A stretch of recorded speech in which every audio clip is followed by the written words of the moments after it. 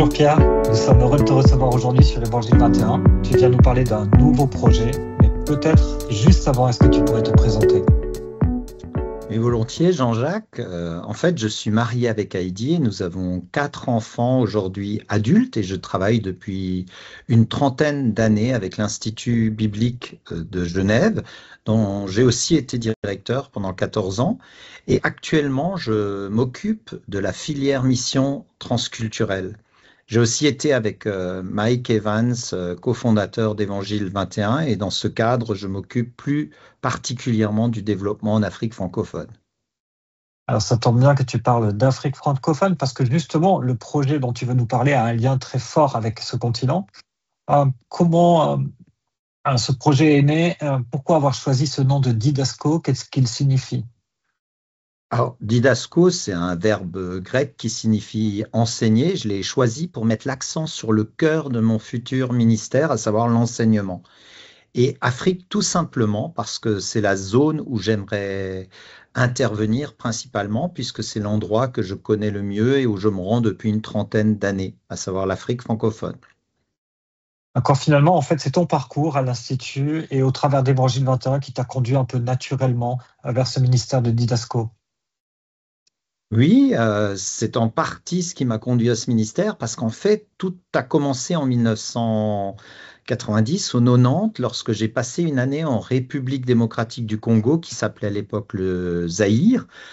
J'y étais avec la mission WEC, Action d'évangélisation mondiale en français, en tant que coopérant. Et c'est là que j'ai été encouragé à me former pour le ministère et c'est là que j'ai eu à cœur la mission en particulier en Afrique francophone et depuis j'y retourne environ 2 fois par an dans le cadre des cours décentralisés que nous organisons avec l'Institut biblique de Genève. Et finalement, c'est en écoutant le professeur Don Carson dans les années 2000 qui nous a communiqué que 80% des pasteurs en Afrique n'avaient pas une formation adéquate pour encadrer, suivre une église et pour être les bergers de leur troupeau. Et c'est un chiffre qui m'est resté et qui m'a marqué. D'accord. Et ce projet aujourd'hui, il est porté par qui? C'est dans le cadre d'Évangile 21 qu'est née l'idée de ce ministère, mais je suis aussi accompagné par l'Action biblique suisse et l'Action biblique France. Et l'Action biblique suisse sera d'ailleurs officiellement mon employeur et j'aurai le statut de pasteur itinérant. J'ai aussi un comité de pilotage qui m'aide à la mise en place de ce ministère et mon ministère sera un peu plus large que celui d'Évangile 21 et sera l'occasion pour moi aussi de, bien sûr, de développer ce ministère en Afrique francophone. J'aimerais que les amis qui partagent les mêmes convictions que les nôtres et notre confession de foi puissent aussi se regrouper comme on l'a fait en Europe francophone. D'accord. Et si on veut parler peut-être un peu plus concrètement de Didasco, quels sont les premiers projets qui sont déjà un peu dans les têtes? La toute première étape, je dirais qu'elle consiste à identifier où sont les partenaires qui partagent la même mission que nous. En ce sens, ça fait quelques années que je me constitue un carnet d'adresses avec des responsables africains qui me sont recommandés et qui ont la même ligne théologique. Il y a aussi des œuvres associées de l'IBG, des œuvres missionnaires qui sont impliquées sur le champ dans le cadre de la filière mission transculturelle. Et là aussi, j'ai glané pas mal de contacts. On a des stagiaires aussi sur le terrain en Afrique francophone. Et donc, je suis à la recherche de personnes stratégiques.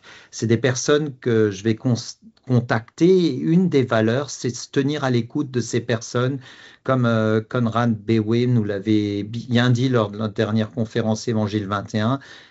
Tenez-vous, vous les missionnaires, à l'écoute des besoins perçus chez les leaders d'Afrique francophone et d'Afrique en général. Et c'est ce que je cherche à faire et que j'aimerais mettre en pratique. Alors avec ce chiffre de 80% de pasteurs non formés, on entend l'urgence. Avec ce besoin d'écouter les pasteurs africains, on entend aussi les valeurs qu'il y a derrière Didasco. Et quels sont les moyens d'action finalement de Didasco pour avancer face à ce défi? Hmm.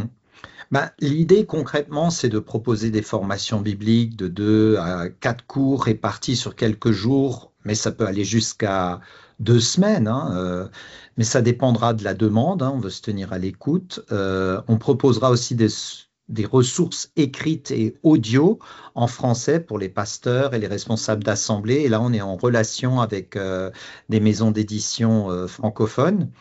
Et on va bien sûr aussi, dans tout ce processus, s'appuyer sur des enseignants du pays. Et quels sont les plus grands obstacles que tu peux voir aujourd'hui?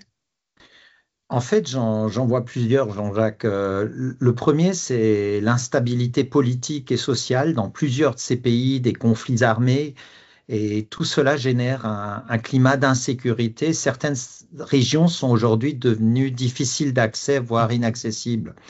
Je pense aussi à la progression inquiétante de l'islam radical, et depuis plusieurs années, je constate aussi un rejet de l'Occident et donc aussi de tout ce qui vient de l'Occident. Bien sûr, j'ai la chance pour l'instant aussi de disposer d'un passeport suisse qui est aussi un avantage. Mais ce qui m'inquiète le plus, je dirais que c'est sur le plan théologique, les dérives qu'il y a, notamment l'évangile de la prospérité, et c'est la raison pour laquelle on croit que un des meilleurs antidotes, justement, c'est la formation, c'est l'enseignement. Alors, on a entendu un petit peu le besoin, les valeurs, les défis aussi que cela apporte. Mais si on voulait en savoir un peu plus, mieux connaître Didasco Afrique, comment est-ce qu'on peut peut-être te contacter ou comment est-ce qu'on peut, une fois qu'on est convaincu par le besoin de ce ministère, te soutenir dans ce ministère? Eh ben, on peut se rendre tout simplement sur le site de didascoafrique.com, Didasco avec un K. Et là, on peut demander la lettre de nouvelles. Il y a quelques sujets de prière aussi. Et puis, 4 fois par an, je me propose d'envoyer aux personnes intéressées des sujets de prière et des nouvelles.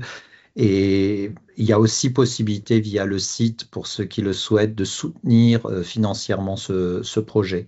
Mais dans un premier temps, on a vraiment besoin qu'il y ait un élan d'intercession aussi pour ce ministère. Alors, ça tombe bien, on va mettre le lien vers Didasco Afrique sous la vidéo. Et c'est peut-être ma dernière question pour conclure. Comment est-ce qu'on peut prier pour toi et pour Didasco Afrique aujourd'hui? Ben, la première chose, c'est de pouvoir identifier les leaders et les pays dans lesquels travailler, là où il y a ce besoin qui est perçu. On est au diapason quand cette perception qu'il y a un besoin de formation pour les pasteurs. Donc là, dans ce carnet d'adresses, qui pour l'instant est assez abondant, il y a un tri qui devra s'opérer. Il y a une vingtaine de pays en Afrique francophone, que le Seigneur puisse m'accorder à moi et au comité de pilotage de discerner dans quel pays s'engager prioritairement. Et un autre sujet de prière, il y a déjà un pays où je vais faire un test. Là, il y a une formation qui est prévue en Afrique du Nord au mois de novembre.